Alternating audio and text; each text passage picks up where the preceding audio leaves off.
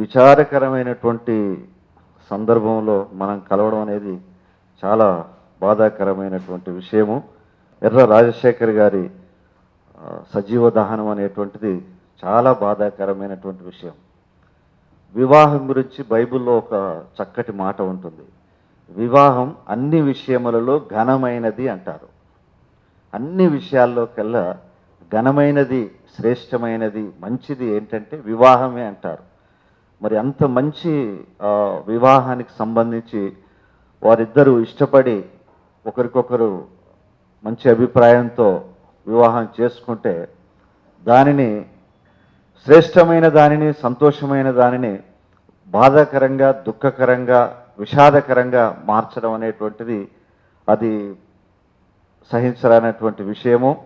ఈ విషయంలో లోపభూయిష్టమైనటువంటిది ఏంటంటే చట్టపరంగా ముఖ్యంగా పోలీస్ వ్యవస్థ సరైనటువంటి సందర్భంలో స్పందించడం అనేది చాలా ముఖ్యమైనటువంటిది. కనుక అక్కడ లోపం జరుగుతుందనేటువంటిది మనం గమనించవచ్చు.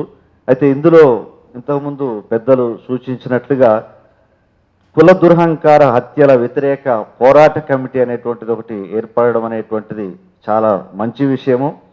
అంతేకాకుండా ఇవాళ ఈ రౌండ్ టేబుల్ కాన్ఫరెన్స్ ప్రజా సంఘాలతో ఎట్లయితే జరిగిందో అట్లనే ఒకసారి ఇదే అంశంపై అన్ని రాజకీయ పార్టీల ప్రతినిధులతో కూడా జరిగితే బాగుంటుంది. రౌండ్ టేబుల్ కాన్ఫరెన్స్ అనేది ముందు అన్ని రాజకీయ పార్టీలను కూడా ఇదే అంశంపై సానుకూల దృక్పథం ఉన్నటువంటి వ్యక్తులందరితో ఒక రౌండ్ టేబుల్ కాన్ఫరెన్స్ కూడా పెట్టి దాని ద్వారా వారిని ముందుకు నడిపిస్తే కూడా మంచిగా ఉంటుంది అనేది నా అభిప్రాయము.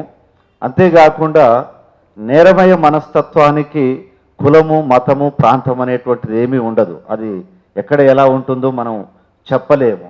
సో ఇలాంటి సందర్భంలో చాలా వరకు ఆలోచన చేసేది ఏంటంటే కులం ఒక్కటే కాదు, పేదరికం కూడా కొంత ఇందులో ఉంటుంది. ఇంతకుముందు శ్యామ్ గారు చెప్పినట్లు సో పేదరికం కూడా దాన్ని తీసుకుంటూ ఉంటారు. కనుక ఇక్కడ ఎవరైతే రెండు జంటలు వివాహం ఏర్పాటు కొరకు సిద్ధపడ్డారో ప్రభుత్వాలు కూడా ఇలాంటి వాటిని ప్రోత్సహించే దాని కొరకు ఆ వివాహం చేసుకున్న వాళ్ళలో ఎవరైతే తక్కువ కులంగా భావిస్తూ ఉన్నారో వాళ్ళలో ఒకరికి ప్రభుత్వ ఉద్యోగం ఇస్తే దాని ద్వారా ఇది ప్రోత్సహించబడుతుంది. అంటే ఆ కుటుంబం నుంచి వచ్చినటువంటి వ్యక్తులు కూడా ఆలోచిస్తారు, అరే వాళ్ళకు ప్రభుత్వ ఉద్యోగం వస్తుంది కాబట్టి జీవనోపాధికి ఇబ్బంది ఉండదులే అనే ఒక ఆలోచన కూడా ఉంటుంది. కనుక ఇందులో ఇది ఆలోచన చేయాలని చెప్పేసి కోరుకుంటూ ముఖ్యంగా అన్ని రాజకీయ పార్టీలతో దీని మీదనే రౌండ్ టేబుల్ కాన్ఫరెన్స్ కొరకు ఏర్పాటు చేయాలి.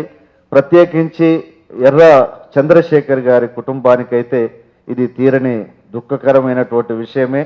ఈ కుటుంబానికి ప్రభుత్వం నుంచి ఈ ప్రత్యేకించి బాధిత కుటుంబానికి 50 లక్షల పరిహారం కానీ, రాజశేఖర్ భార్య వాణికి ప్రభుత్వ ఉద్యోగం ఇవ్వడం కానీ సో ఇట్లాంటిది చేయాల్సినటువంటి అవసరం ఉంది. కులాంతర వివాహ రక్షణ చట్టం కూడా తీసుకొచ్చి మరి ఇలాంటి విషయాల్లో ఎక్కడ కూడా ఇది నేను అనుకుంటున్నాను ఎర్ర చంద్రశేఖర్ గారి హత్యతోనే ఇది ఆగిపోగలిగితే ఇంకా బాగుంటుంది. ఒక మంచి సానుకూలమైనటువంటి సమాజాన్ని ఏర్పాటు కొరకు చేయాలని కోరుకుంటూ ప్రత్యేకించి కేవీపీఎస్ ఈ రౌండ్ టేబుల్ను ఏర్పాటు చేసినందుకు కేవీపీఎస్ వారిని కూడా మనస్ఫూర్తిగా అభినందిస్తూ సెలవు తీసుకుంటున్నాను. Thank you.